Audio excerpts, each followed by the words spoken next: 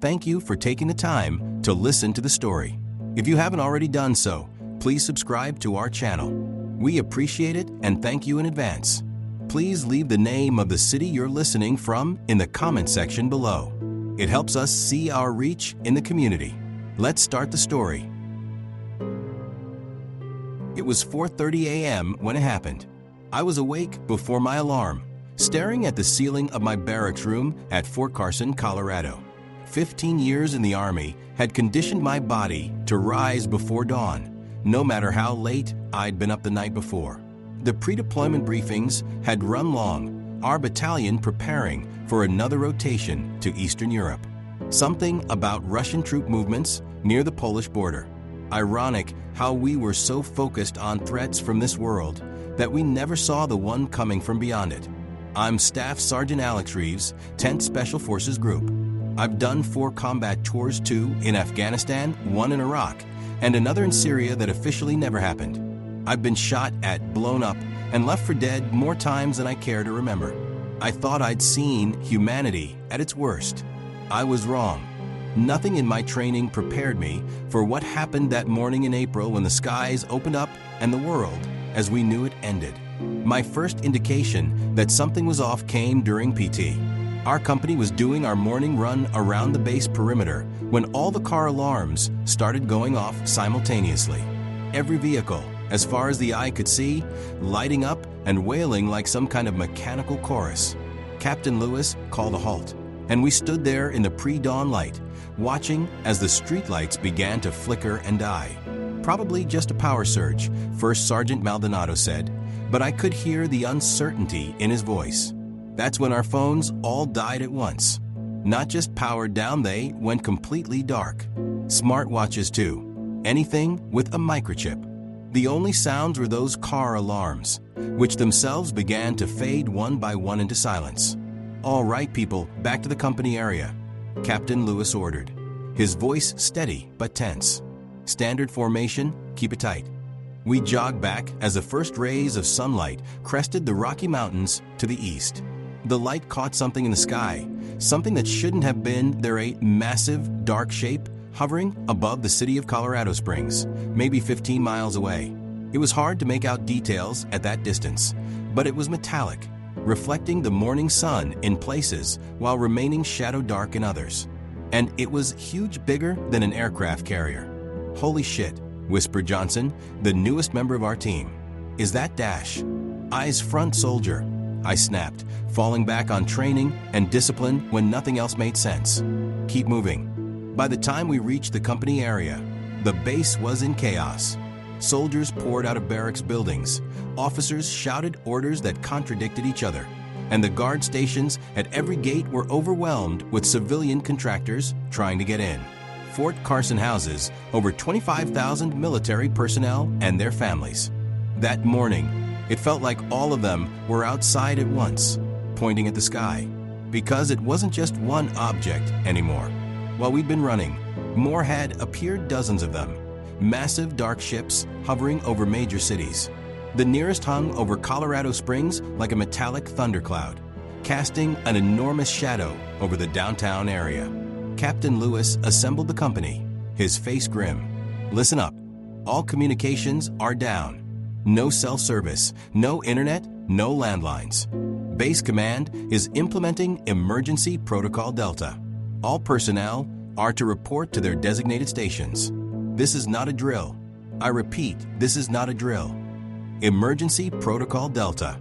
I'd seen it in manuals, but never expected to hear it called.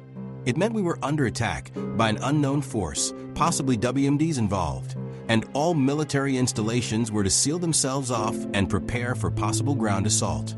Staff Sergeant Reeves, Captain Lewis caught my eye. Get your team geared up. Full combat loadout. Report to the armory in 15 minutes. Roger that, sir, I replied, already mentally inventorying what we'd need. My 4-man team was on quick reaction force duty that week meant to respond to any base security threats. Typically, that meant drunk soldiers or the occasional gate runner. Not whatever this was. The team met me outside our barracks, Ramirez, my second in command with 8 years of special operations experience, Cooper, our comms and tech specialist, and Johnson, the rookie, but a hell of a marksman. Their faces showed the same mix of confusion and disciplined focus I felt myself. "Sarge, what's happening?" Johnson asked as we quick marched toward the armory. "Is it the Russians? Chinese?" "If I had to guess," Ramirez said quietly, "I'd say neither. Look at the power grid." He nodded toward Colorado Springs, where even from this distance, we could see that the entire city had gone dark. EMP maybe, but those ships. "Whatever it is, we stick to protocol," I said firmly. "Gear up, establish security, protect our people. Let the brass figure out who we're fighting." The armory was pandemonium, every unit on base trying to draw weapons simultaneously. The armor specialist Wade looked overwhelmed, but was maintaining order as best she could. "Reeves," she called when she saw me. "Colonel Braxton left orders for your team. You're to draw everything on this list." She handed me a requisition form with Colonel Braxton's signature. He was our battalion commander, and he'd authorized us for the heavy stuff: M4A1 carbines with M320 grenade launchers, a couple of M240 machine guns, Javelin anti-tank missiles, and enough ammunition to fight a small war. "What's the mission?" I asked Wade as she began processing our order. "No idea," she replied, her hands moving efficiently despite the chaos around her. "But the colonel's at the TOC with base command. All I know is they're prepping for a ground assault, and your team is supposed to be their eyes outside the wire." Outside the wire. In military parlance, that meant beyond the base perimeter, into whatever hell was unfolding out there.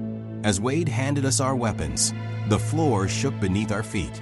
A deep, resonant boom echoed across the base, powerful enough to rattle the weapons in their racks.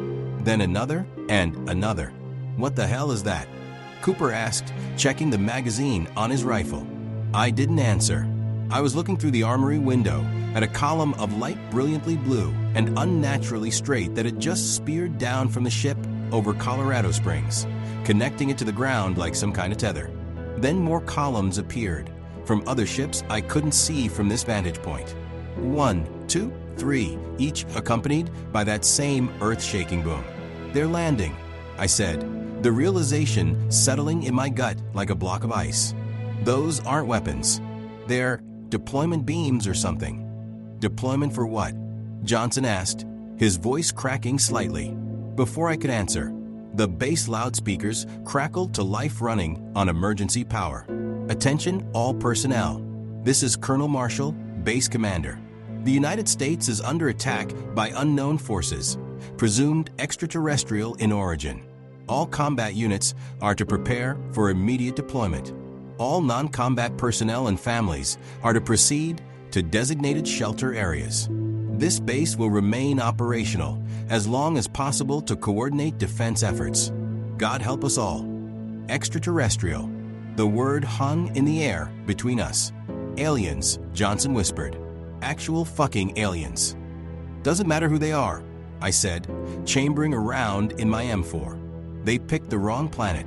Little did I know then how wrong I was. They hadn't picked the wrong planet. They'd been studying us for years, learning our weaknesses, preparing for this moment. And we were completely, utterly unprepared. By 6 a.m., my team was geared up and moving toward the Tactical Operations Center, TOC, where Colonel Braxton waited for us. The base had transformed in less than 2 hours, barricades at every intersection, crew-served weapons positioned on rooftops, Stryker armored vehicles, and M1A2 Abrams tanks moving into defensive positions along the perimeter. The sky had grown darker, not from clouds, but from the increasing number of alien ships. They weren't just over cities, now smaller craft, maybe the size of commercial airliners, but saucer-shaped and silent, patrolled between the larger vessels. Occasionally, one would emit a pulse of energy that would cause all electrical equipment below it to temporarily fail. Our radios would hiss with static, then go silent for several seconds before resuming operation. The TOC was a fortified building near the center of the base, normally used for planning operations and monitoring missions. Today, it looked like a war room from an old movie. Senior officers hunched over maps, NCOs barking orders into radios, intelligence analysts desperately trying to compile information without their usual satellite feeds. Colonel Braxton spotted us as soon as we entered. He was a tall, broad-shouldered man with close-cropped gray hair and the kind of face that had seen too much combat to ever fully relax. Today, though, there was something in his eyes I'd never seen before: fear. "Staff Sergeant Reeves," he acknowledged, waving us over to a table covered with paper maps of Colorado Springs and the surrounding area. "Good. We need your team in the field immediately." "What's the situation, sir?" I asked, noting the various markings on the map red X's, showing what I assumed were landing zones for the alien craft. Braxton's face was grim. "Total communications blackout. We've got short-range radio only, no satellite, no internet, no contact with higher command." These things he gestured upward, indicating the ships, appeared simultaneously worldwide, as far as we can tell. They've deployed ground forces at multiple locations within the city and along major transportation routes. "What kind of ground forces, sir?" Ramirez asked. A female intelligence officer I didn't recognize answered. "We have limited visual confirmation only. They appear to be bipedal, approximately 7 feet tall, wearing some kind of armor that repels small arms fire. They're using weapons that vaporize their targets. No bodies left behind." I felt a chill run down my spine. "Objectives?" "Unknown," Braxton replied. "But they're setting up positions around critical infrastructure power plants, water treatment facilities, communications hubs. And they're collecting people." "Collecting, sir?" Cooper asked. Rounding them up, the intelligence officer clarified. "Civilians. Loading them into some kind of transport vehicles. We don't know why." Braxton placed his finger on a location marked on the map: Peterson Space Force Base, about 15 miles east of us. "We've had one communication from Peterson just before they went dark. They managed to down one of the smaller alien craft with a surface-to-air missile. It crashed here." He indicated a location between Peterson and Fort Carson. "We need to secure that crash site before they do. Whatever technology we can salvage might be crucial." "With all due respect, sir," I said carefully, "my team is 4 men. If these things are as advanced as they seem, "You won't be alone," Braxton cut me off. "We're sending a mechanized platoon with Bradleys for fire support. But they need someone who can move quickly and quietly ahead of them. Someone who can assess the situation and report back before we commit the heavy armor. That's you." I studied the map, noting the terrain between us and the crash site. Mostly suburban sprawl, some open fields, a commercial district. Plenty of cover, but also plenty of places for hostiles to hide. "What about air support, sir?" I asked. Braxton shook his head. "We sent up 2 Apache helicopters 20 minutes ago. They never reported back. We're assuming they've been shot down. Whatever these things have for air defense, it's beyond anything we've encountered. The implications were clear. We were on our own." "Rules of engagement, sir?" I needed to know how far we could go. "Consider this a combat zone, Staff Sergeant. If it's not human and it's armed, take it out. But priority is intelligence gathering. We need to know what we're up against." Timeline: you leave in 10 minutes. Get to the crash site. Secure any technology you can transport. Gather intel on enemy capabilities and get back here. The mechanized platoon will follow your route 30 minutes behind you. And if the site is already secured by enemy forces, Braxton's jaw tightened. "Use your judgment, Staff Sergeant. This isn't a suicide mission, but understand we're flying blind here. Any intel you can bring back could save lives." "Understood, sir." I turned to my team. "Check your gear. We roll in 10. As we prepared to leave, the intelligence officer approached me with a small, hardened case. "Take this," she said, handing it to me. "It's a Faraday shielded camera. Whatever you find out there, document it. Even if you don't make it back, maybe someone will find this." Her lack of confidence wasn't reassuring, but I took the case and secured it in my pack. "We'll be back," I told her, with more certainty than I felt. Outside, we climbed into a Humvee, not the ideal vehicle for stealth, but we needed the mobility. I took the wheel, with Ramirez riding shotgun and Cooper and Johnson in the back. As we approached the main gate, we could see civilians gathered outside, pleading to be let in. Military police were holding them back, explaining that the base was on lockdown.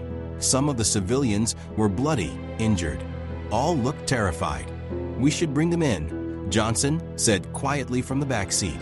"There are kids out there, Sarge." "Base is at capacity," I replied, though it pained me to say it. "And we don't know who might be compromised." The word hung in the air. We'd all seen enough sci-fi movies to know what I meant. If these were aliens with advanced technology, who knew what they might be capable of? The MPs waved us through, and I accelerated onto the road leading away from Fort Carson. The morning sun was fully up now, but the light seemed wrong, somehow filtered through the massive ships above, casting everything in a sickly, bluish tinge. Colorado Springs sprawled before us, a city in chaos. The power was still out everywhere. Cars had been abandoned in the middle of the street, some still running, others with doors flung open, as if the occupants had fled in panic. Occasionally, we'd see people running, hiding, or standing in shocked silence, staring at the sky. "Stay on Highway 115, Ramirez advised, consulting the map. "Then east on Lake Avenue. Should give us a straight shot to the crash site." I nodded, maneuvering around abandoned vehicles. We maintained radio contact with base, though the signal was weak and kept cutting out. The pattern became clear as we drove. The alien ships were systematically targeting all forms of infrastructure. Power plants, cell towers, water treatment facilities, anything that modern civilization depended on. "It's like they're dismantling us," Cooper observed as we passed a power substation that had been reduced to twisted metal, taking apart everything we need to function. "Makes sense," Ramirez replied. "Disable the infrastructure, isolate population centers, then move in. And what? What do they want?" I kept my eyes on the road, swerving to avoid a jackknifed semi-truck. "Let's find out." We were about halfway to the crash site when we saw them for the first time. Cooper spotted them, first-day group of the aliens, moving methodically through a residential neighborhood to our right. They were tall, just as described, with elongated limbs encased in gleaming armor that seemed to shift color slightly, adapting to their surroundings. Not quite camouflage, but something similar. "Holy shit," Johnson whispered as I pulled the Humvee behind a strip mall out of sight. They're not human at all." Through my binoculars, I could make out more details. Their heads were oddly shaped, elongated at the back, with no visible ears, and what looked like breathing apparatuses covering where a mouth should be.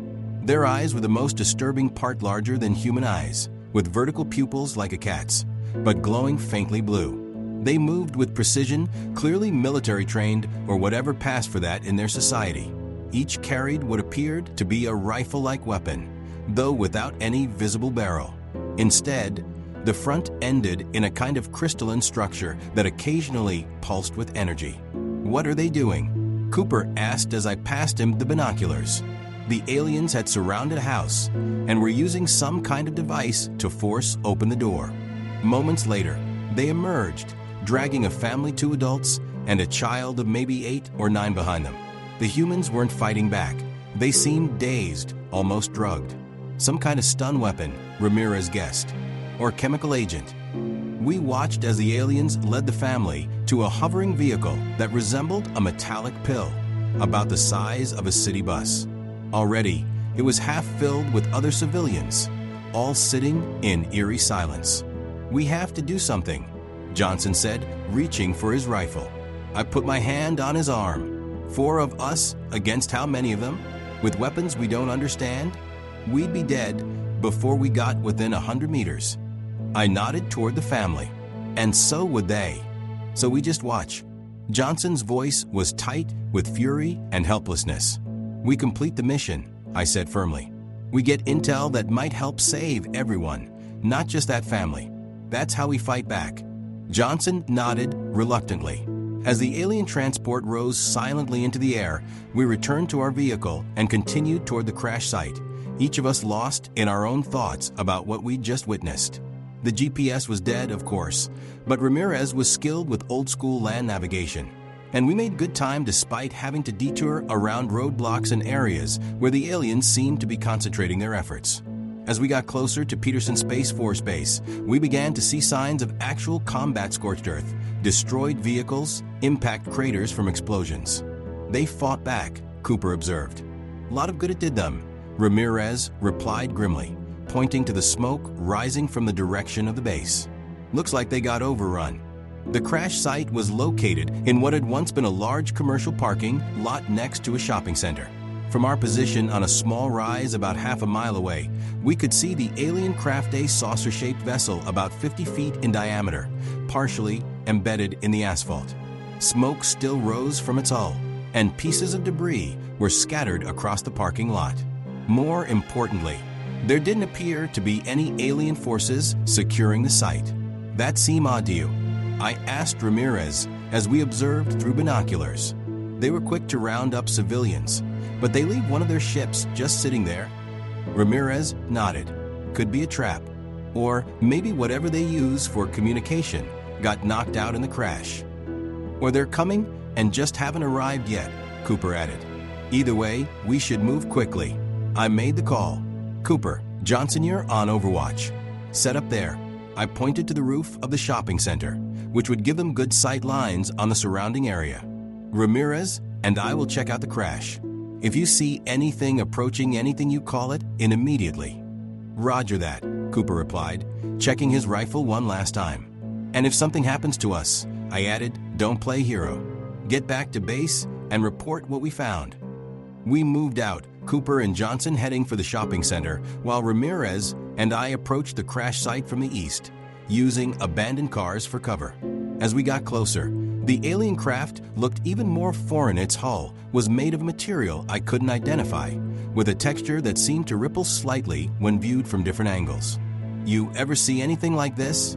Ramirez whispered as we paused behind a pickup truck about 50 meters from a crash. I shook my head. Nothing close. Not even experimental stuff. Think it's safe to approach? Could be radiation, biological agents. It was a valid concern. We had basic protective gear masks, gloves, but nothing designed for alien toxins. We stay upwind, I decided. First sign of anything unusual, burning sensation, dizziness, anything, we back off. Ramirez nodded, and we continued our approach, weapons ready. The craft had created a crater where it impacted, cracking the asphalt in a spiderweb pattern radiating outward. One section of the hull had been torn open, presumably where the missile from Peterson had hit, revealing glimpses of the interior. As we reached the edge of the craft, I activated the shielded camera the intelligence officer had given me, documenting everything we saw. The material of the hull felt strange under my gloved hand, not quite metal, not quite ceramic, but something in between. It was cool to the touch despite the crash and subsequent fire. Look at this, Ramirez called softly, pointing to markings etched into the hull. They resembled no language I'd ever seen, flowing symbols that seemed to shift slightly when viewed directly, as if moving just at the edge of perception. Document everything, I reminded him, continuing around the perimeter of the craft. The tear in the hull was large enough for a person to enter, though jagged edges made it dangerous.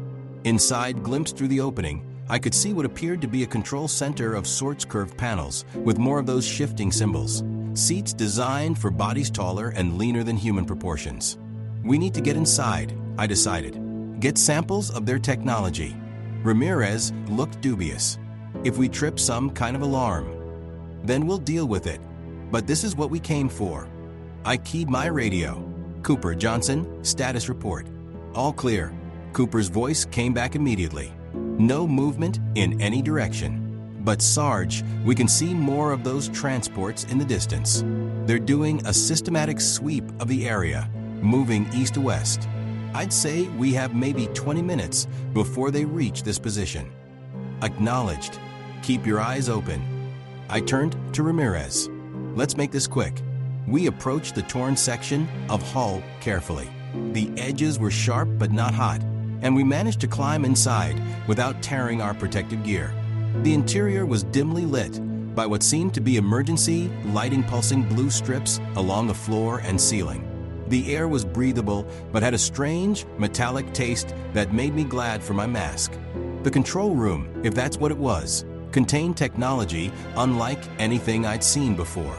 No buttons or switches, just smooth panels with those same flowing symbols, some of which were still glowing faintly.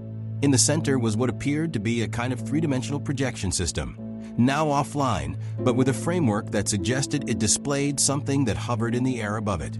Look for anything portable, I instructed Ramirez. Data storage, weapons, communication devices. We began searching methodically, using combat knives to pry loose components that looked important. I found what seemed to be a handheld device, about the size of a tablet but flexible, like it was made of some kind of advanced plastic. Symbols flickered across its surface weakly, suggesting it still had power. Ramirez discovered what we thought might be a weapon smaller than the rifles we'd seen the aliens carrying, more like a sidearm. It had no visible trigger, just a curved section that would fit an alien hand, and that same crystalline structure at the end. We were just finishing our collection when Cooper's urgent voice came through the radio. "Sarge, we've got company. Alien craft approaching from the west, moving fast." I rushed to the tear in the hull and looked out. In the distance, I could see it one of those pill-shaped transports, but moving with purpose directly toward the crash site. "How long?" I asked, already gathering our collected items and shoving them into my pack. 2 minutes, maybe less," Cooper replied. "They must have detected us somehow." "Get to the Humvee," I ordered. "We'll meet you there." Ramirez and I scrambled out of the alien craft, moving quickly but carefully to avoid leaving obvious signs of our presence. As we reached the cover of the abandoned cars, I glanced back at the crash site. The approaching transport was now clearly visible, its metallic surface reflecting the morning sun as it glided silently toward us. "They're going to spot the Humvee," Ramirez pointed out as we ran in a crouched position between vehicles. He was right. Our vehicle was military issue, clearly human technology. If the aliens were coming to secure their downed craft, they'd immediately notice it. We need a diversion, I decided, reaching for a grenade. Something to draw their attention while we extract. "The gas station," Ramirez suggested, pointing to a Shell station across the street from the shopping center. "Big enough boom, might give us the cover we need." It was a solid plan. I nodded, changing direction slightly as Cooper and Johnson joined us, moving swiftly from the shopping center. "We've got more incoming," Johnson reported breathlessly. "At least 3 more of those transports, about 2 miles out and closing." Time was running out. We reached the Humvee, and I quickly outlined the plan. "Cooper, get the engine ready, but keep it off until my signal. Johnson, you're on rear security. Ramirez, with me." Ramirez and I sprinted toward the gas station, keeping low. The alien transport was now hovering over the crash site, a hatch opening in its underside. I could see figures beginning to descend, more of those tall, armored aliens, moving with military precision. At the gas station, we quickly located the main tanks. They were underground, of course, but the fill caps were accessible. I placed a block of C for part of our standard kit for a mission that might require breaching buildings near the caps, while Ramirez rigged a remote detonator. "Ready?" I asked as we finished. He nodded, and we sprinted back to the Humvee, diving in as the first alien patrol began to spread out from their transport, searching the area around the crash site. "Everyone in?" I confirmed, glancing back to see Johnson pull the rear door shut. "Cooper, start the engine on my mark." I held up the detonator. I pressed the button, and the world exploded. The C4 ignited the gasoline underground, causing a chain reaction that sent a massive fireball into the sky. The force of the blast rocked our vehicle, shattering windows in nearby buildings and sending debris raining down hundreds of feet away. "Now," I shouted, and Cooper fired up the engine. We peeled out of our hiding spot, tires squealing as we accelerated away from the crash site. In the rearview mirror, I could see the aliens responding to the explosion, some moving toward it while others hurried back to their transport. For the moment, at least, they seemed confused exactly what we'd hoped for. We sped back toward Fort Carson, taking a different route than our approach. The alien ships still hung in the sky above Colorado Springs, casting their strange blue light over everything. Occasionally, we'd see those beams of light shooting down to the ground, more landing parties, more invaders arriving. "What do you think they want?" Johnson asked, his voice quiet in the back seat. "Why not just wipe us out? They clearly have the technology." It was a question we'd all been considering. The aliens seemed advanced beyond anything humanity had. Faster than light travel, energy weapons, gravity manipulation. If their goal was straightforward conquest, why the methodical approach? Why collect humans instead of simply eliminating them? Resources, maybe, Cooper suggested. Earth has water, minerals, atmosphere. Or us, Ramirez said grimly. Maybe we're the resource they want. The thought hung heavy in the air as we continued our retreat. We were about halfway back to Fort Carson when we encountered our first major obstacle. An alien checkpoint had been established at a key intersection, with one of their pill-shaped transports hovering above and several of the tall aliens directing some kind of energy barrier across the road. I pulled the Humvee behind a deserted gas station, out of sight. Options. Ramirez studied the map. We could try to loop around, but it'll add at least an hour to our trip. And we don't know how many more checkpoints they've set up, Cooper added. They seem to be locking down all major routes. I considered our limited options. We had valuable intelligence that needed to reach Fort Carson, but every minute we delayed increased the risk of capture or worse. We go off-road, I decided. There's a drainage channel about half a mile south of here. It runs under the highway and eventually comes out near the base perimeter. It'll be tight for the Humvee, but it might be our best shot. No one liked the plank-confined spaces were death traps in combat situations, but no one had a better suggestion either. We backtracked carefully, avoiding roads where we might be spotted, until we found the entrance to the drainage channel, a concrete culvert about 8 feet high and 12 feet wide, designed to carry storm water from the eastern suburbs toward the Arkansas River. "It's dry at least," Johnson observed as we prepared to enter. "When was the last rain here?" 2 weeks ago, Cooper replied. He'd grown up in Colorado Springs and knew the local conditions. "Should be clear all the way through, unless they've somehow blocked it." I made the call. "Cooper, you're on point. Johnson, you're driving. Ramirez and I will cover our 6. Move slow, lights off as much as possible. If we hit an obstruction, we reassess." "Clear." Everyone nodded, and we repositioned ourselves in the Humvee. Johnson eased the vehicle into the concrete channel, the sides scraping occasionally against the walls. We had maybe a foot of clearance on either side, not comfortable, but manageable. The drainage tunnel was dark, the only light coming from the entrance behind us and faint filtering through storm drains above.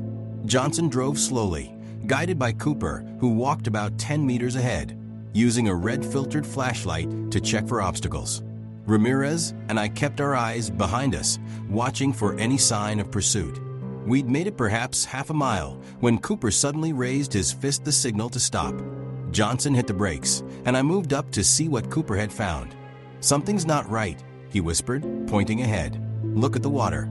There was a small amount of standing water on the tunnel floor about 20 meters ahead, not unusual in itself, but it had a strange, iridescent quality, glowing faintly blue in the beam of Cooper's flashlight. "Could be chemicals," Ramirez suggested. "Industrial spill, maybe." But we all knew that was unlikely. The blue glow matched what we'd seen in the alien craft. "I'll check it out," I decided, keeping my voice low. Everyone else stay put. I approached carefully, rifle ready, scanning for any movement. As I got closer, I could see that the liquid wasn't just sitting there, it was moving slightly, rippling in patterns that didn't match any air current in the tunnel. And it was giving off a faint humming sound, just at the edge of hearing. Using a pen from my pocket, I extended it toward the liquid. The moment the pen touched the surface, the blue glow intensified dramatically, and the liquid surged upward, coating the pen. Before I could react, the substance had consumed the entire pen and was flowing up toward my hand. I jerked back, dropping what remained of the pen, which had been reduced to a smoldering, half-melted piece of plastic. The blue liquid settled back into its puddle, rippling with what almost seemed like disappointment. "Some kind of corrosive agent," I reported, backing away. Definitely not natural. Think they're using it to block access points? Cooper asked. Or hunting, Ramirez suggested grimly. Like how some predators use venom to immobilize prey. Whatever it was, we couldn't go forward, and backtracking would mean exposing ourselves on the surface again. There, Johnson pointed to a maintenance access ladder about 30 feet ahead, just before the liquid. Could lead to the surface. Might give us a way around. It was risky. We had no idea what might be waiting above, but we were out of options. I nodded. Cooper, you're with me. We'll check it out. Ramirez, Johnson, be ready to move or provide covering fire. Cooper and I approached the ladder cautiously, avoiding the strange blue liquid. The maintenance access was standard city infrastructure, a metal ladder leading up to what should be a manhole cover. I went first, climbing slowly, listening for any sounds above. Reaching the top, I braced myself against the ladder and pushed against the cover. It moved slightly, but was clearly designed to be lifted from above. I applied more pressure, and with a grinding sound, it shifted enough for me to peer out. We were in what appeared to be a residential neighborhood, single-family homes, small yards, quiet streets. Or, at least, it should have been quiet. Instead, I saw more of the alien soldiers moving methodically from house to house, using their scanning devices to locate humans hiding inside.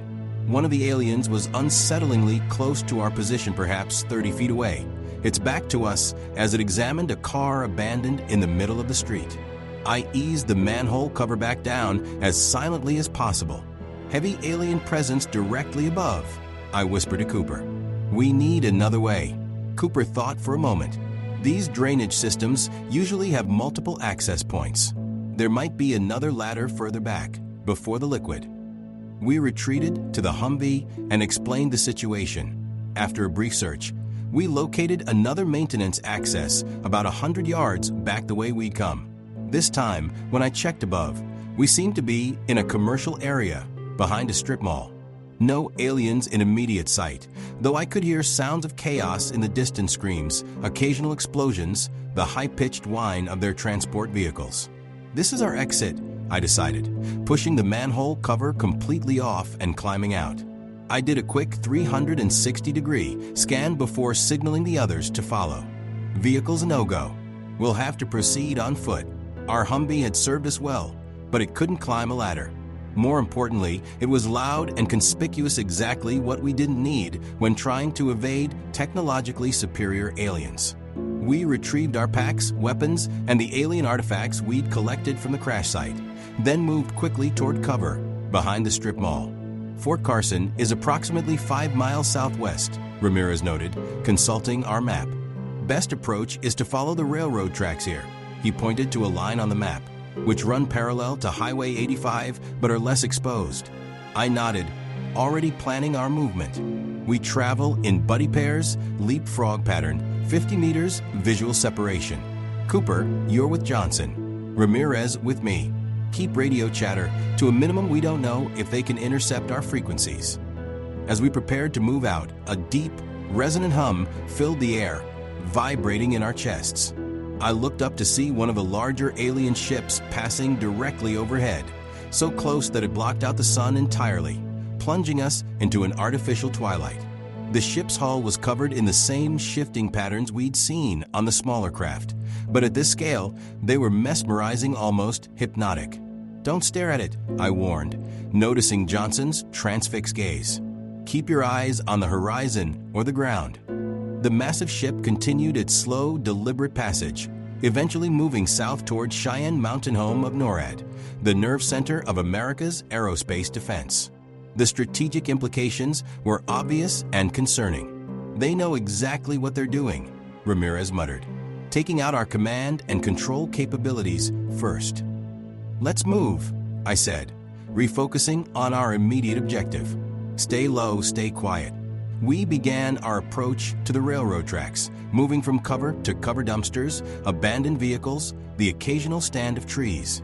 The suburban landscape that had once seemed so ordinary now felt alien and dangerous, every shadow potentially concealing a 7-foot enemy with weapons that could vaporize us in an instant. The world had changed completely in less than 6 hours. Part of me still couldn't believe it was happening. Actual aliens, an actual invasion. After all my combat deployments, all the firefights and close calls, I'd never imagined that the greatest threat would come not from other humans, but from beyond our world entirely. We reached the railroad tracks without incident and began following them southwest toward Fort Carson. The raised rail gave us some concealment from the road while providing a clear path forward.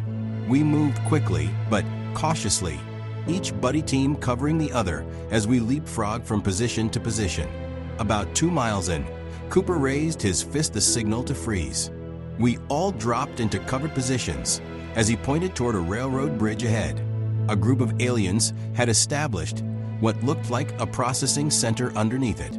They'd set up some kind of force field perimeter, a shimmering, translucent barrier that enclosed the area beneath the bridge, and inside they had humans. At least 30 civilians were being systematically examined by the aliens.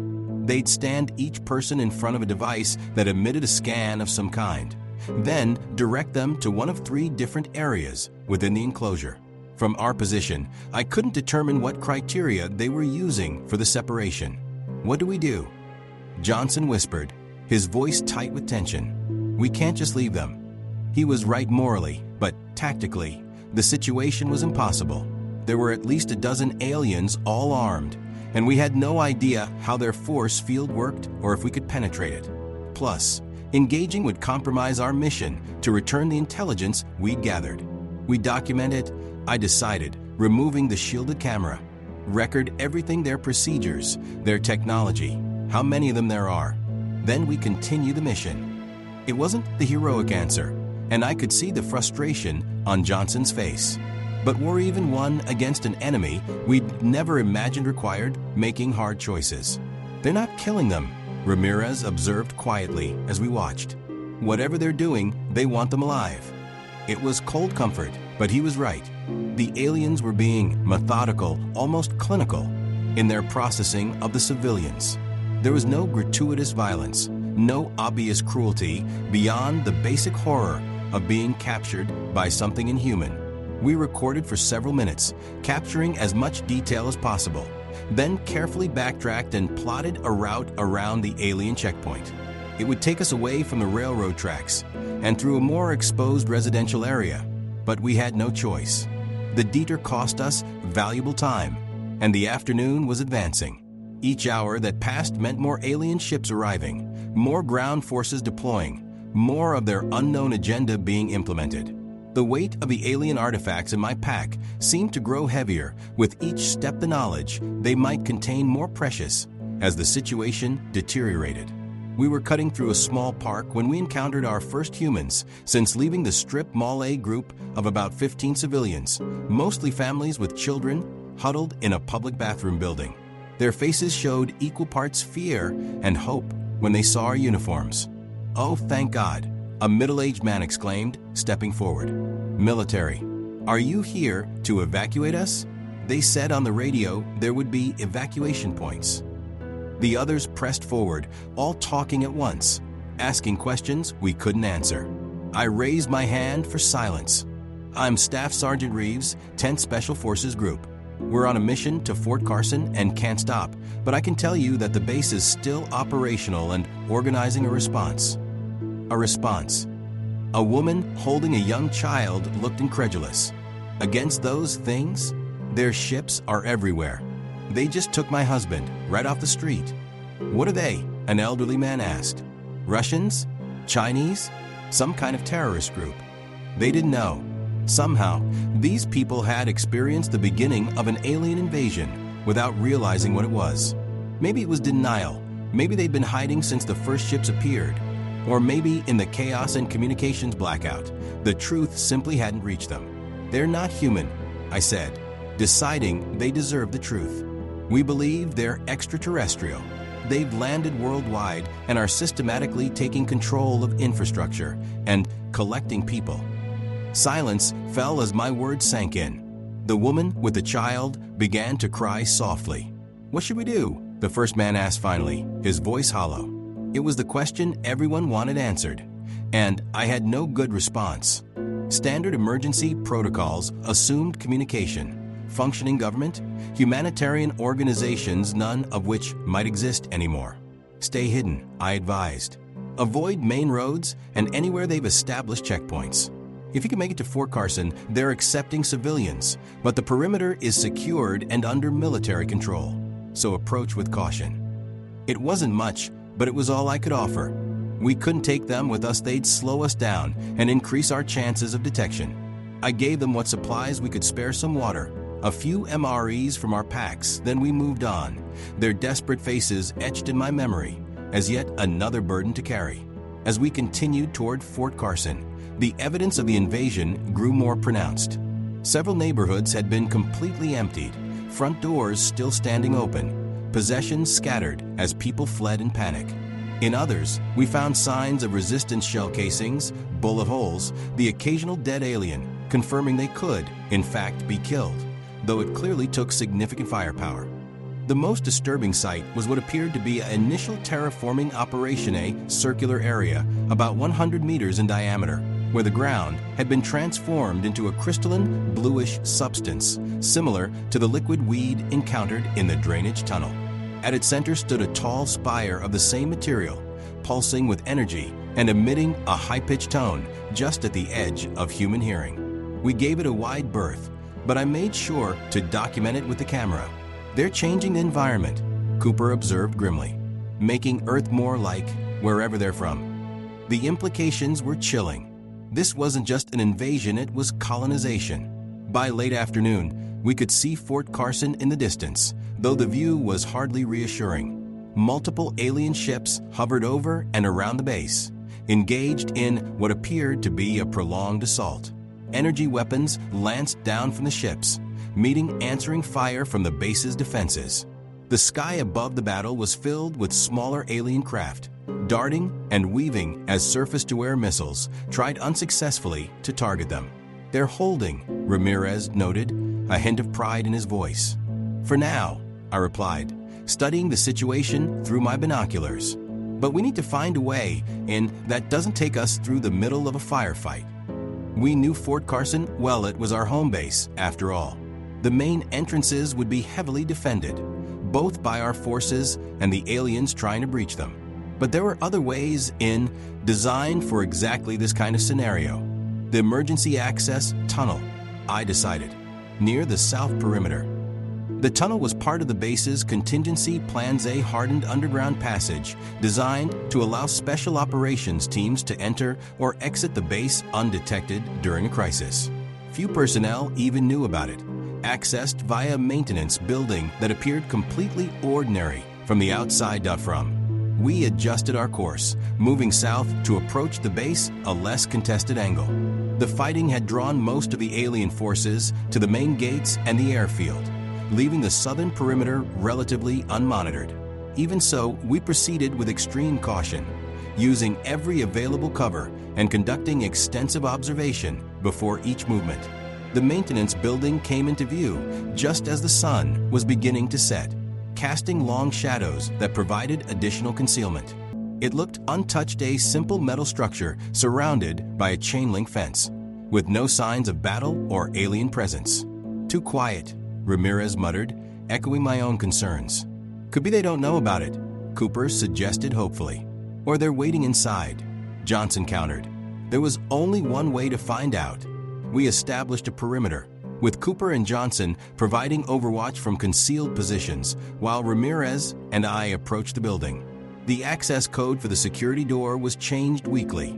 This week's code was 7291-4736, assuming it hadn't been changed during the crisis. We reached the door without incident.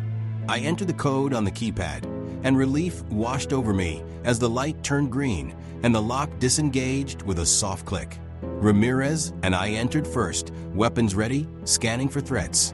The interior was dark, but our night vision revealed an empty space, just maintenance equipment and the concealed elevator that led to the tunnel. "Clear," I signaled to Cooper and Johnson, who quickly joined us inside.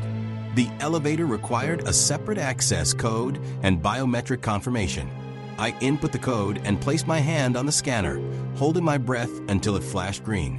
The elevator doors opened silently, revealing a small, austere car designed for tactical teams. "Remember, weapons hot as soon as we exit," I reminded everyone as we entered the elevator. "We don't know what the situation is inside the base." The descent took approximately 30 seconds, bringing us into a dimly lit concrete tunnel, about 8 feet wide and 7 feet high. Emergency lighting cast everything in a reddish glow, indicating the base was operating on backup power. "Still on alert status," Ramirez observed, noting the illuminated indicators on the security panel near the tunnel entrance. We moved forward cautiously, weapons at the ready. The tunnel extended about 100 meters, terminating at another security door that would give us access to the base proper, specifically the lower level of the headquarters building. As we approached the end, I could hear faint sounds of activity beyond voices, movement, the distant thud of what might be artillery. The final security door required both a code and authorization from the security center inside. I pressed the communication button. "Security, this is Staff Sergeant Reeves, ID number 874-35-2104, requesting emergency access, priority level Alpha." Static crackled for several seconds. Then a tense voice responded. "Verify authentication phrase." Standard procedure: a challenge and response system to prevent enemy forces from coercing captured personnel. "Aspen follows mountain shadows," I replied, giving the current week's phrase. A pause, then, "Authentication confirmed. Be advised, base is at DEFCON 1, full combat operations in effect. Stand by for entry." The heavy door began to slide open, revealing a security checkpoint manned by 4 soldiers in full battle gear, weapons trained on the tunnel entrance. Their faces registered shock, then relief as they recognized us. "Staff Sergeant Reeves," the lead security officer acknowledged, lowering his weapon slightly. "We thought you were dead. Your team missed 3 check-ins." Communications were compromised, I explained as we stepped through. "We've completed the mission to the crash site and have recovered alien technology for analysis." The officer's eyes widened. "Colonel Braxton will want to see you immediately. He's in the command center." As we moved through the headquarters building, I got my first real look at how Fort Carson was handling the invasion. Every available space had been converted to serve the war effort offices, were now triage centers for the wounded. Conference rooms had become planning cells. The cafeteria was distributing supplies to both military personnel and civilian refugees who had made it to the base before lockdown. More concerning were the defensive preparations. Heavy weapons had been positioned at all windows, barricades erected in hallways, and demolition charges placed at key structural points preparations for a last stand if the perimeter was breached. The command center was a hive of activity when we arrived. Massive display screens showed the battle raging outside from multiple angles. Officers called out updates on enemy positions and movements, and amid it all, Colonel Braxton stood calmly at the central table, directing the defense of what might be one of humanity's last strongholds. He looked up as we entered, his face showing momentary surprise before returning to its stoic mask. "Staff Sergeant Reeves, report." I stepped forward, placing my pack on the table and beginning to remove the alien artifacts. "Sir, we reached the crash site as ordered and recovered several pieces of what we believe to be critical technology. We also documented alien troop movements, processing centers for captured civilians, and what appears to be a terraforming operation." Braxton's eyes narrowed at that last part. "Terraforming." "Yes, sir. They're altering the environment in certain areas. We don't know why yet." I handed over the shielded camera with our documentation as an intelligence officer carefully took possession of the artifacts we'd recovered, carrying them to a table where other technical specialists waited to examine them. "And the crash site itself?" Braxton asked. "Secured by enemy forces shortly after our departure. We encountered multiple alien checkpoints, processing centers, and patrol groups during our return journey." Braxton nodded, absorbing the information. "What's your assessment of their capabilities, Staff Sergeant?" "Tactically speaking." It was a direct question that demanded a direct answer, however grim. "They're methodical, organized, and possess technology far beyond our own," I replied honestly. Their weapons are energy-based and highly effective. Their armor appears to repel small arms fire. They can detect humans with some kind of scanning technology. And they're establishing control points at all key infrastructure and transportation nodes. And their weaknesses? Braxton pressed. I considered this. They don't seem to anticipate resistance. The ones we observed move in small groups, relying on their technological advantage rather than overwhelming numbers. And while their individual soldiers are formidable, they don't seem to have the numbers for a traditional occupation force. They're using automated systems and barriers to control territory. Braxton turned to a large tactical display showing the Colorado Springs area. That matches what we've observed. They're focusing on population centers and critical infrastructure. The good news, if you can call it that, is they're not simply bombing us into oblivion. The bad news is they want the planet intact. I finished his thought. And us processed. Precisely. Braxton's face was grim. We've had limited communication with other military installations. It's the same pattern, globally simultaneous attack, communications disruption, systematic control of population centers. But they're not killing indiscriminately. They're sorting. A chill ran down my spine. Sorting for what? That's what we need to find out. Braxton turned to the alien artifacts our team had recovered. And hopefully, these will give us some answers. A commotion from the communication station interrupted us. An operator was frantically adjusting controls, his expression excited. "Sir," he called to Braxton, "we're receiving a transmission on the emergency band." It's NORAD, sir." "Put it through," Braxton ordered, moving quickly to the communications console. The speaker crackled with static. Then a voice emerged tense but controlled. "To all U.S. military forces receiving this transmission, this is General Hammonds at NORAD. We are still operational and have established communication with several key command nodes nationwide. Be advised that coordinated counterattack operations are being planned. All bases are to hold position and continue resistance efforts. More information will follow on encrypted channel Delta 69er. Authentication code, Sierra Hotel November 471. Braxton immediately ordered the authentication code verified, which came back positive. For the first time since the invasion began, a glimmer of hope appeared in the command center. We weren't alone.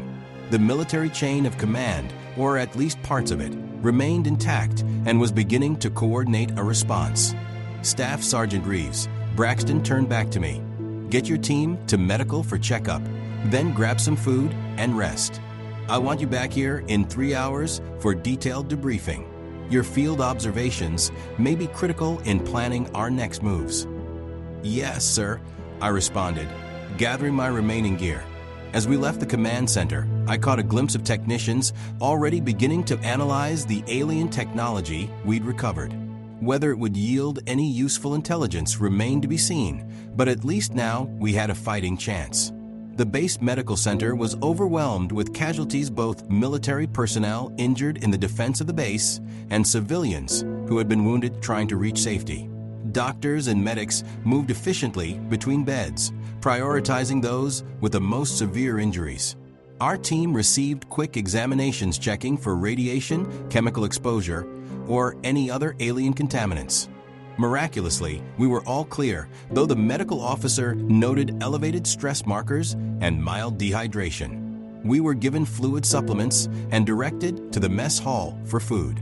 The cafeteria had been transformed into a combination mess hall and refugee center. Long tables were filled with civilians' families with children, elderly couples, individuals who had managed to reach the base before lockdown. Military personnel moved among them, distributing food and supplies, providing what comfort they could in a situation beyond anyone's experience.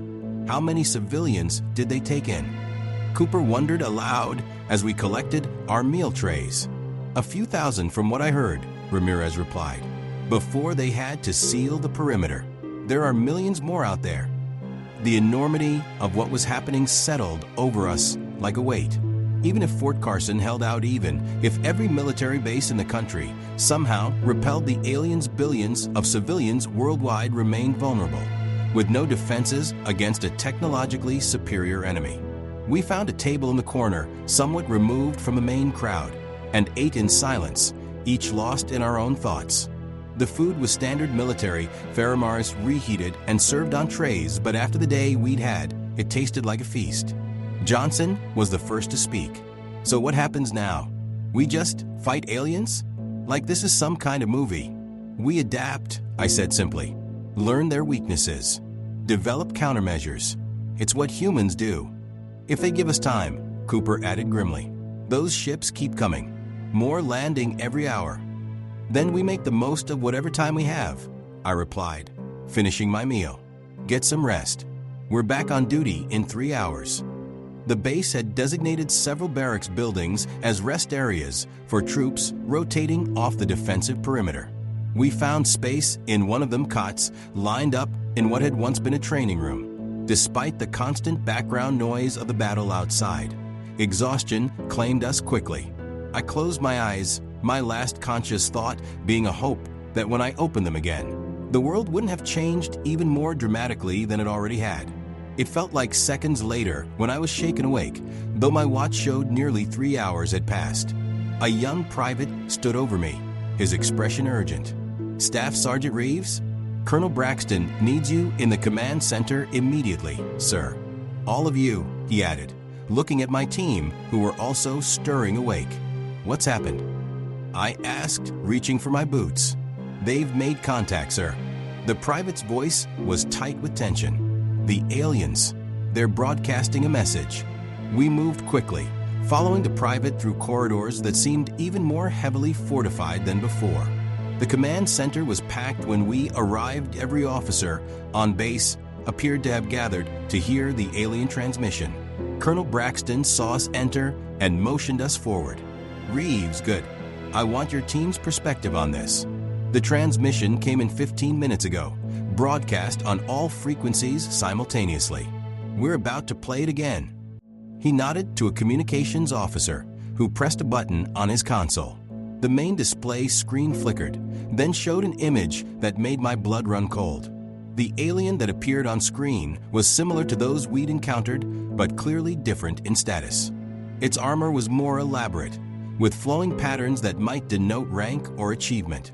But it was the face that caught my attention, fully visible without a breathing apparatus, revealing elongated features that were both eerily similar to human and fundamentally alien. Its eyes were large, vertical pupilled, and a deep blue that seemed to glow from within. When it spoke, the voice was surprisingly melodic, though processed through some kind of translation system that gave it a synthetic quality. People of Earth, hear our words.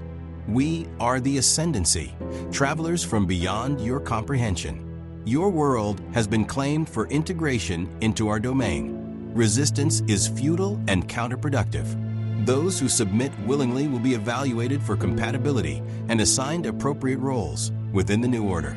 Those who resist will be deemed incompatible and processed accordingly. The alien paused, its large eyes seeming to stare directly at each viewer. Your military forces cannot stand against us. Your weapons are primitive, your defenses inadequate. We offer this one opportunity for voluntary submission. Designated collection points have been established in all major population centers. Present yourselves for evaluation.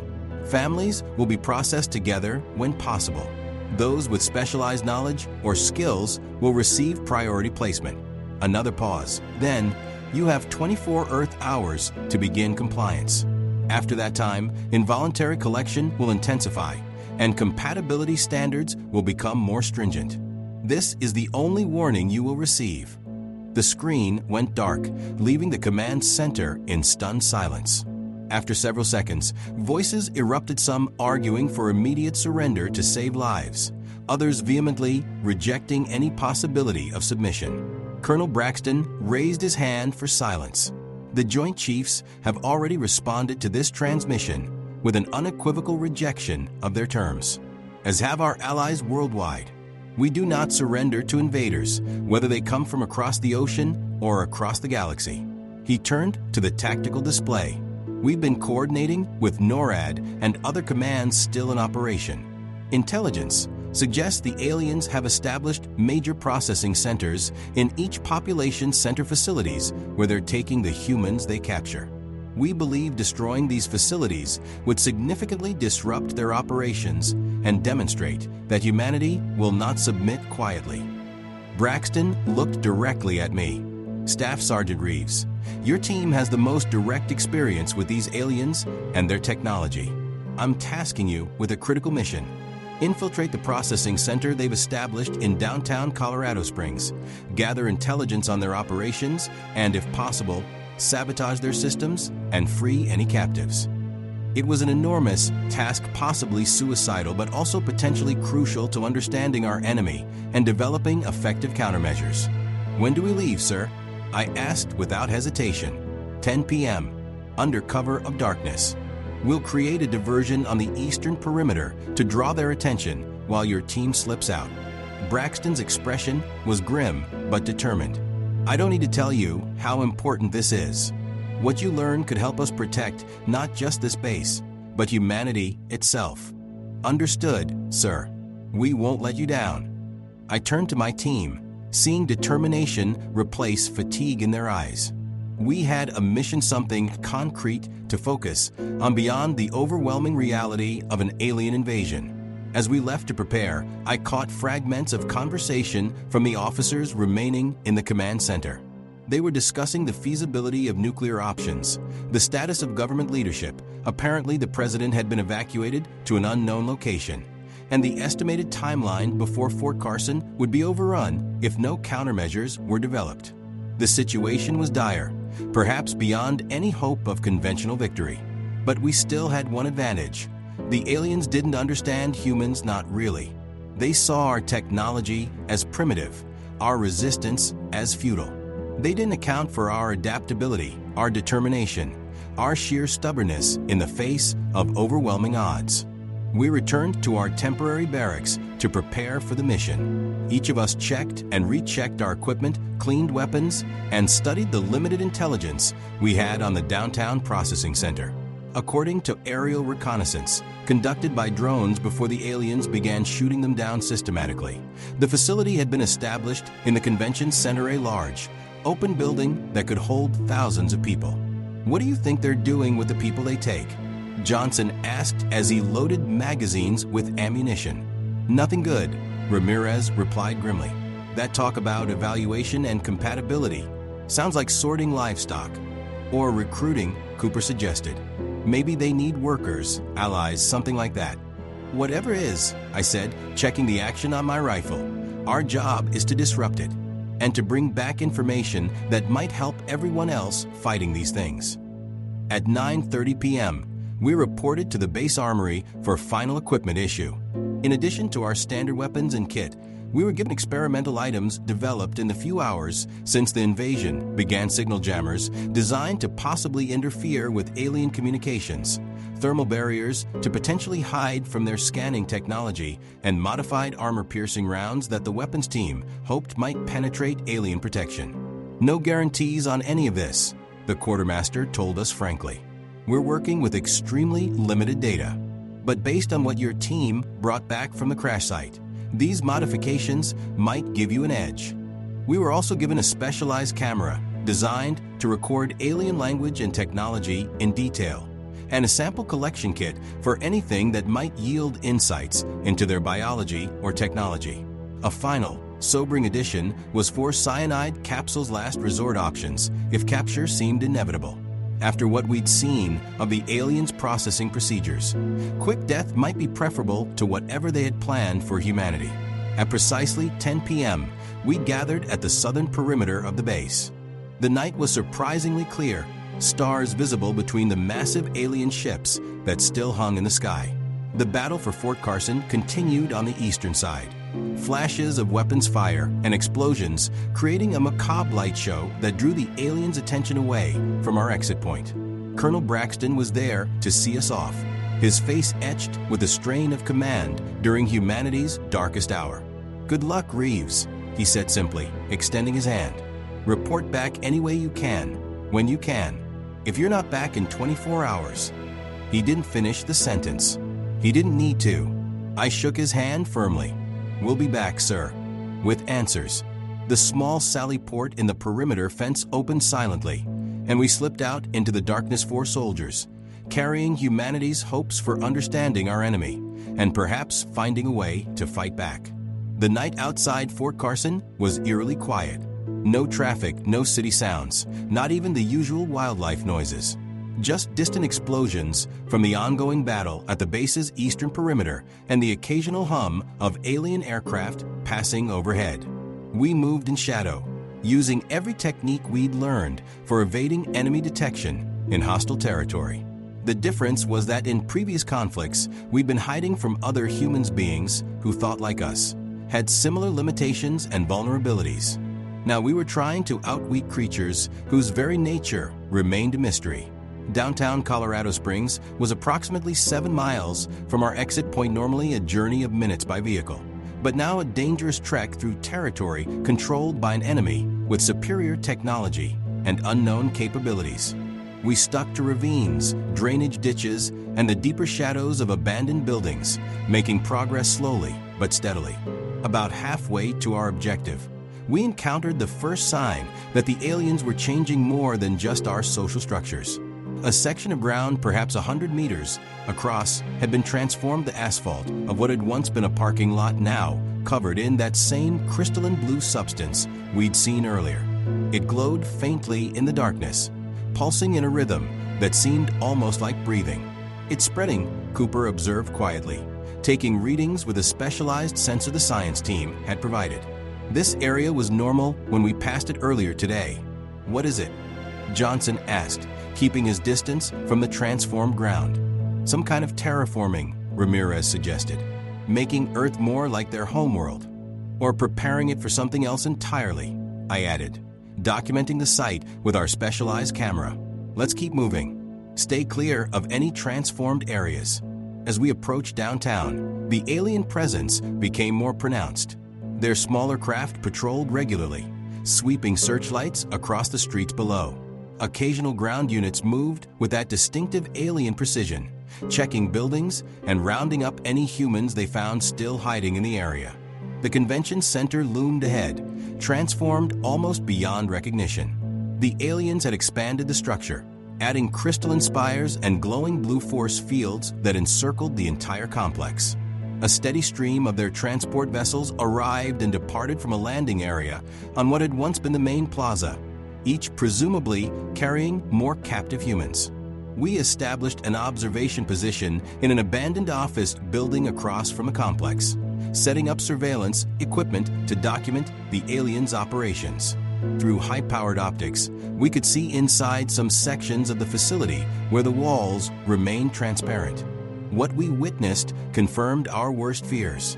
Humans were being processed through a series of stations, first scanned by devices similar to what we'd seen at the smaller checkpoint, then separated into different groups. Some were taken deeper into the facility. Others were loaded onto transports almost immediately. A few were directed to a separate area where alien operators seemed to be conducting more intensive examinations. "They're sorting us," Ramirez whispered, the horror evident in his voice despite his professional demeanor. "Like cattle." "Based on what criteria?" Cooper wondered, taking meticulous notes. "Age? Health? Intelligence? Compatibility," I reminded them, recalling the alien broadcast. "Whatever that means to them." We observed for over an hour, documenting procedures, counting alien personnel, mapping the facility as best we could from our vantage point. The pattern became clear: this was a massive operation, processing hundreds of humans per hour, with clinical efficiency rather than overt cruelty. That somehow made it more disturbing. The aliens weren't acting out of malice or hatred, but from a cold calculation that humanity was simply a resource to be managed. "We need to get inside," I decided finally. "Get closer to their technology, maybe access their data systems, if Cooper can interface with them somehow." "Direct assault would be suicide," Ramirez pointed out. "There must be at least 100 aliens in there, plus whatever automated security they have." "We don't go in hot," I clarified. "We go in as captives." My team looked at me in shocked silence. "You want us to surrender?" Johnson finally asked. not surrender. Infiltrate. I outlined my thinking. They're bringing in humans constantly.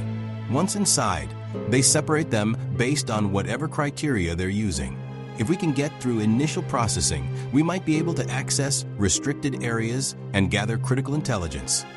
And if we're processed immediately, Cooper asked, the concern evident in his voice. I touched the pocket containing the cyanide capsules we'd been issued. Last resort. But I don't think we will be. From what we've observed, they're particularly interested in humans with specialized knowledge or skills. Military personnel would likely qualify. It was a desperate plan, born of limited options and time.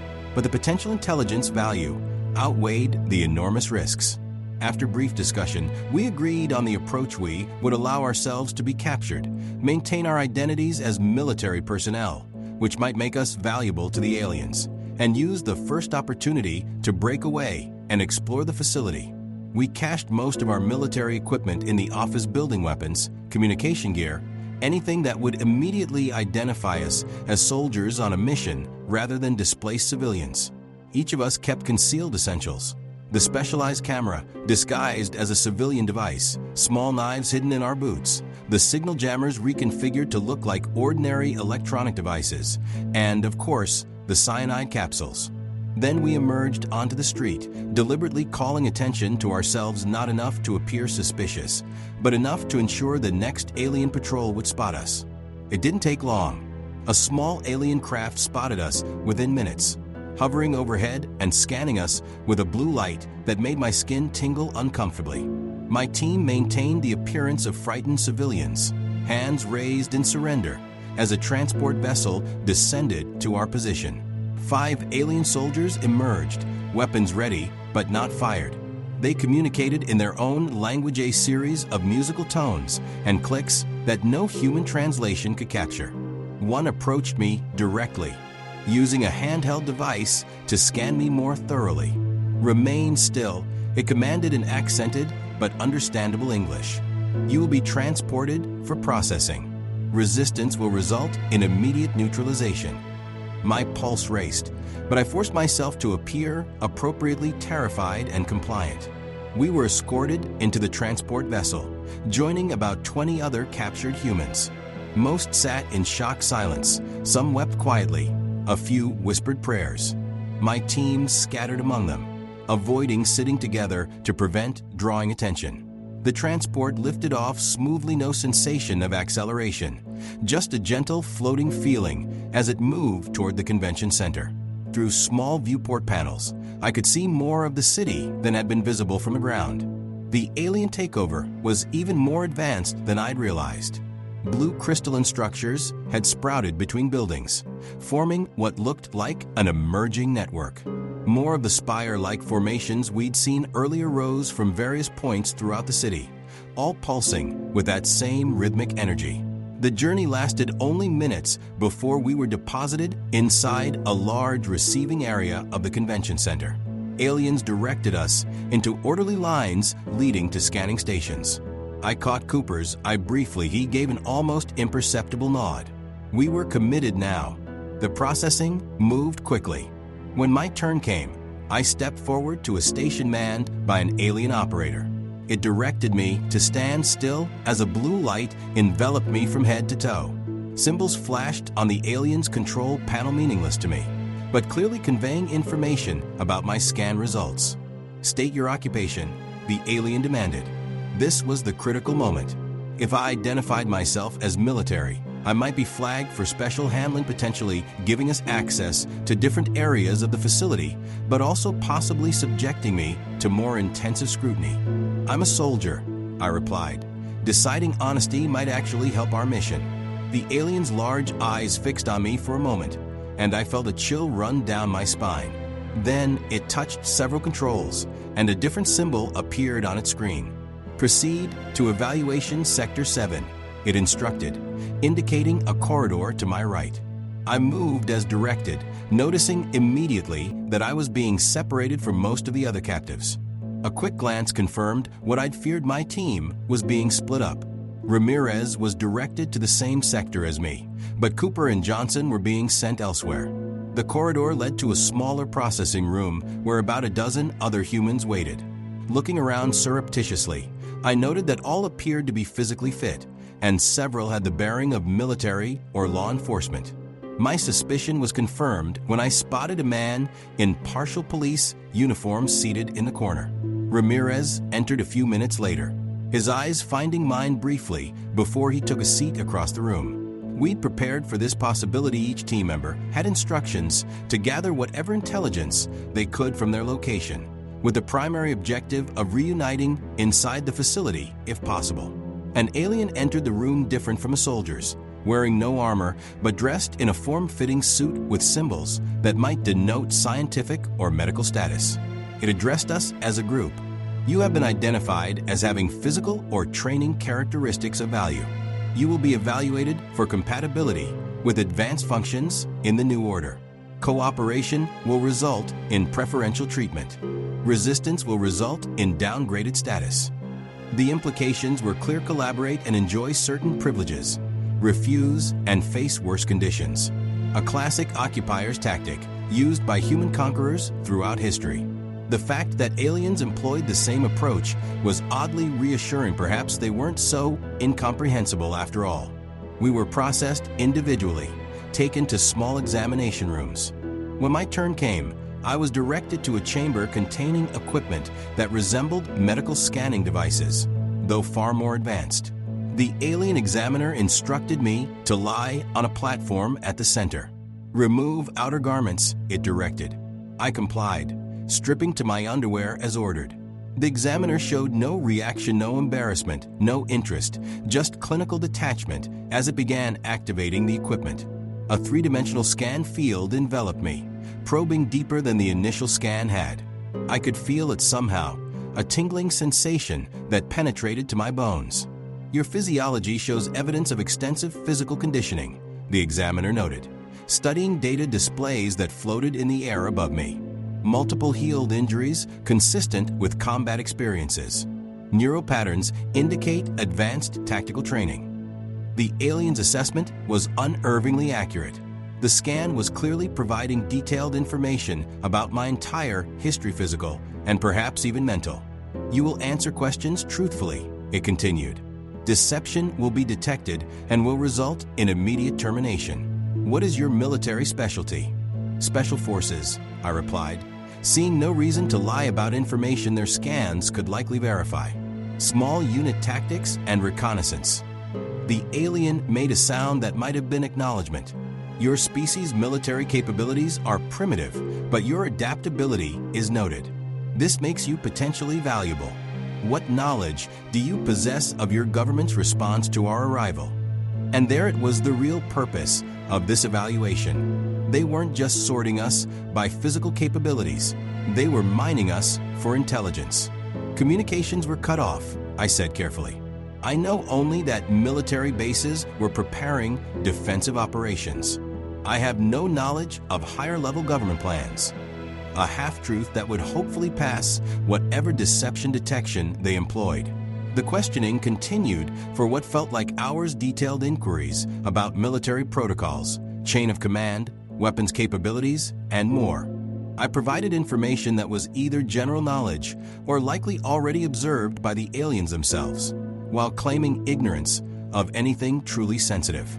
Throughout the interrogation, I was gathering my own intelligence, observing the aliens' behavior, the functioning of their technology, the layout of what I could see of the facility. The camera, disguised as a civilian device, was hidden in my discarded clothing, positioned to record as much as possible. Finally, the examiner seemed satisfied. You are designated as Category 2 compatibility. You will be assigned to the Human Liaison Division after orientation. Remain here. The alien left, presumably to process its findings, leaving me alone in the examination room. This was the opportunity I'd been waiting for. Quickly, I retrieved the hidden camera and the signal jammer, then looked for access points or ventilation ducts that might allow movement between areas. A ventilation panel near the floor looked promising, large enough for a human to crawl through and secured only with standard fastenings. Working quickly, I removed the panel and peered into the duct beyond. It extended in both directions, part of an air circulation system that might run throughout the facility. Just as I was preparing to enter the duct, the door to the examination room slid open. I froze, expecting to be caught and terminated as threatened. Instead, Ramirez slipped inside, closing the door behind him. "They left me unattended too," he explained in a whisper. "I think they're overwhelmed with the number of humans they're processing. Security seems focused on the exterior, not internal monitoring." "Any sign of Cooper or Johnson?" I asked, relieved to have at least one teammate back. Ramirez shook his head. "Different processing track. But I overheard something about a central data hub where all evaluation results are stored. If we can find it, we might locate them and, more importantly, access the aliens' primary information systems."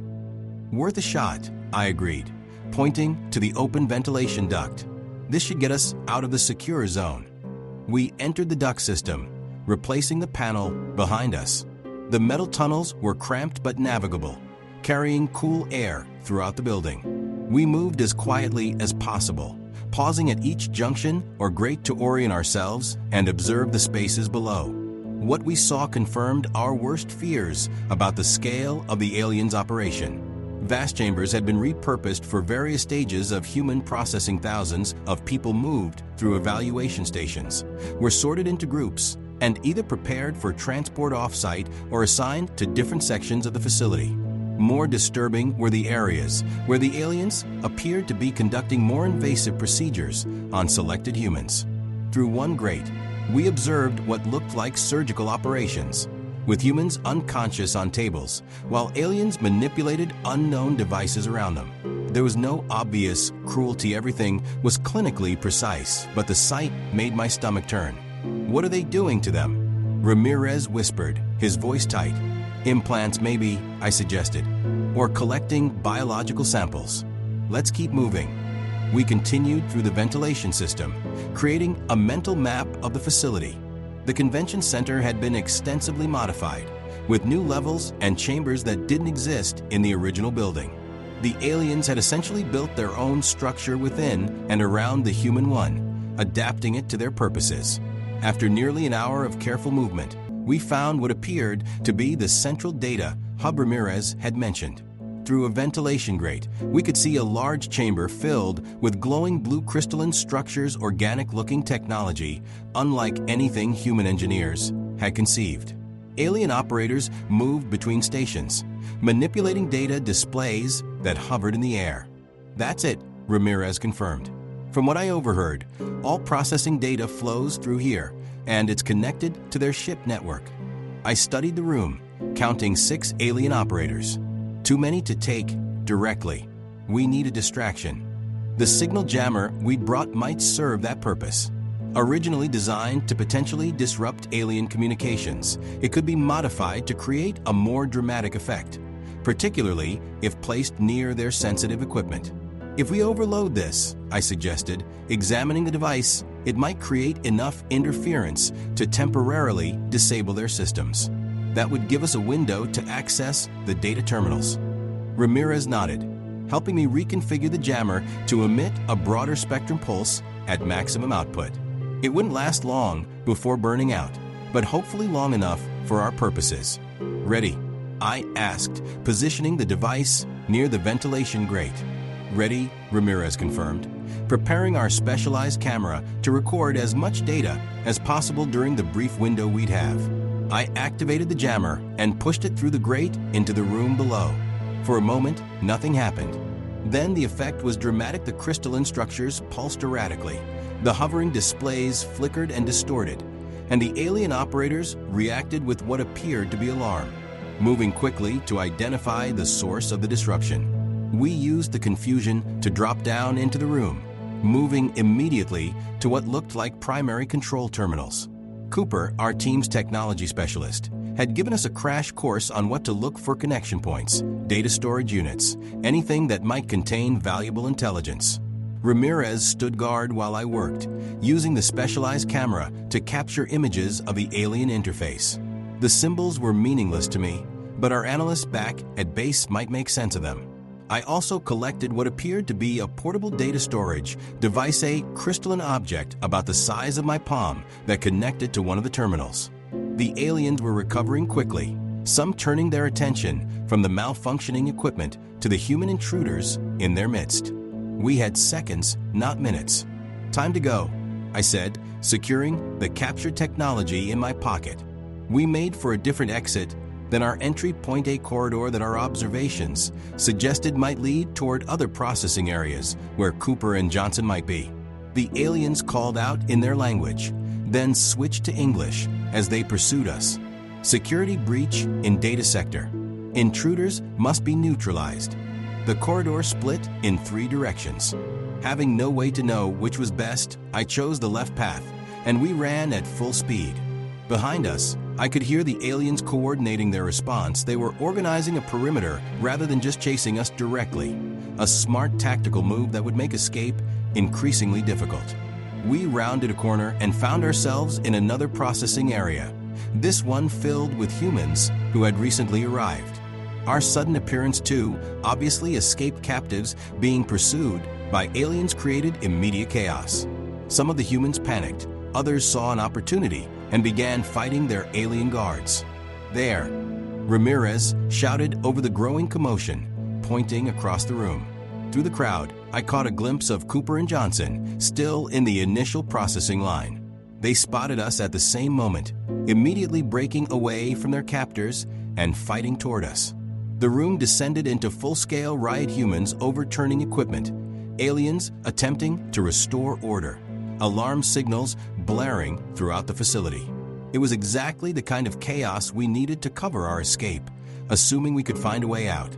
Cooper and Johnson reached us, both showing signs of rough handling but otherwise intact. "Nice distraction," Cooper grinned, blood trickling from a split lip. "Please tell me you have an exit strategy." "Working on it," I replied, scanning the room for options.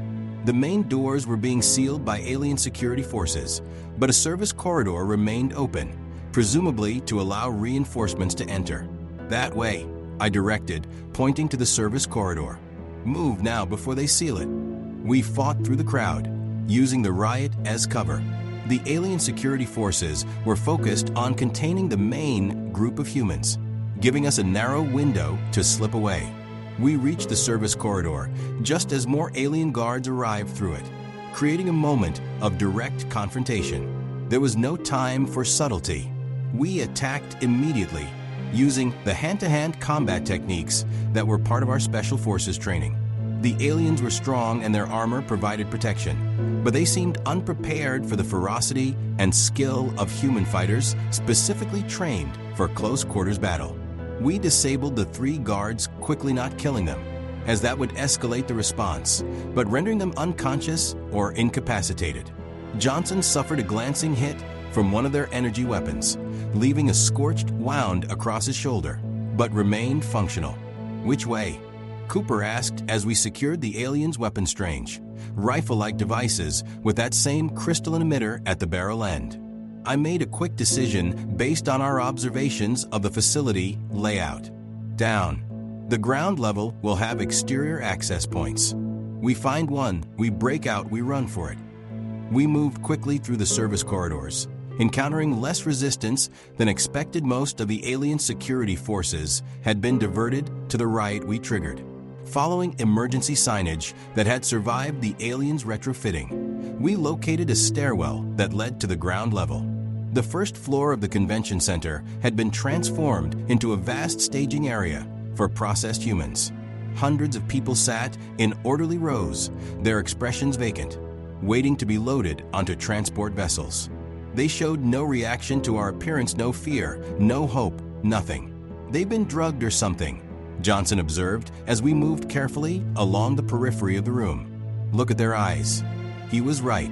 Every captive human had the same vacant stare, pupils contracted to pinpoints despite the dim lighting. Some kind of chemical pacification, perhaps, or technological control. "We can't help them," I said grimly, recognizing the hard truth. "Not now. Not yet." Cooper pointed toward a loading dock where humans were being transferred to transport vessels. "There's our exit." Those doors opened directly outside. It would mean crossing an open area with aliens actively working, but we had their weapons now and the element of surprise. I outlined a quick plan. Johnson and Ramirez would create a diversion at the far end of the staging area, while Cooper and I would secure the loading dock and open the exterior doors. The plan worked initially.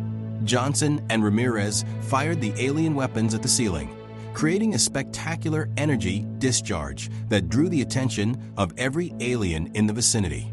Cooper and I used the distraction to reach the loading dock controls, figuring out through trial and error how to operate the massive doors. As the doors began to rise, revealing the night sky beyond, the facility's security systems finally caught up with us. Alien reinforcements poured into the staging area, and those near the loading dock turned their attention to Cooper and me. "Go," Cooper shouted, positioning himself to cover our escape. "I'll hold them off." "Not happening," I replied, pulling him toward the partially open door. "All of us or none of us." Johnson and Ramirez were fighting their way toward us, using the alien weapons with increasing skill, keeping the security forces at bay. We regrouped at the loading dock as the doors rose high enough to allow passage. Outside, the night air felt incredibly fresh after the processed atmosphere of the alien facility. We could see the familiar silhouette of Cheyenne Mountain in the distance, behind which lay Fort Carson. All we had to do was reach it, a journey of maybe 10 miles through alien-occupied territory. We'd just cleared the loading dock when the whine of approaching aircraft reached us. Looking up, we saw 3 alien craft converging on our position, spotlights activating to illuminate the area. "Scatter," I ordered, recognizing that staying together would make us easier to capture. "Head for the rendezvous point." "Go." My team responded instantly, breaking in different directions as the alien craft opened fire. Energy weapons scorched the ground where we'd been standing moments before. I sprinted for the cover of nearby buildings, alien weapons fire following my path. The city that had once been Colorado Springs had become an alien landscape, familiar structures interspersed with their crystalline technology, streets patrolled by their soldiers, skies dominated by their craft. As I ran through this transformed urban environment, I felt the full weight of what had happened in less than 12 hours. Earth had been invaded, humanity subjugated, and our futures rendered uncertain at best. Yet we'd also learned crucial information: the aliens weren't invincible. Their security could be breached, their technology could be captured and perhaps understood. Most importantly, they hadn't expected resistance, especially not organized, tactically sound resistance from trained soldiers. I reached the edge of downtown, finding temporary shelter in an abandoned parking garage. From this vantage point, I could see more of the alien operations throughout the city, including the convention center we'd just escaped. Alarms still blared from the facility, and additional security forces were arriving. Our infiltration had definitely disrupted their carefully ordered processing system. My specialized camera was intact, as was the alien data storage device I'd captured. Whatever information they contained might prove crucial in developing countermeasures against the invasion. Now I just had to make it back to Fort Carson with this intelligence. One by one, my team members made radio contact using the emergency frequencies we'd agreed upon. Brief, coded transmissions that confirmed they had escaped and were making their way toward the rendezvous point. Ramirez had suffered a minor energy weapon burn, and Johnson's shoulder injury was causing him pain, but they were mobile and determined.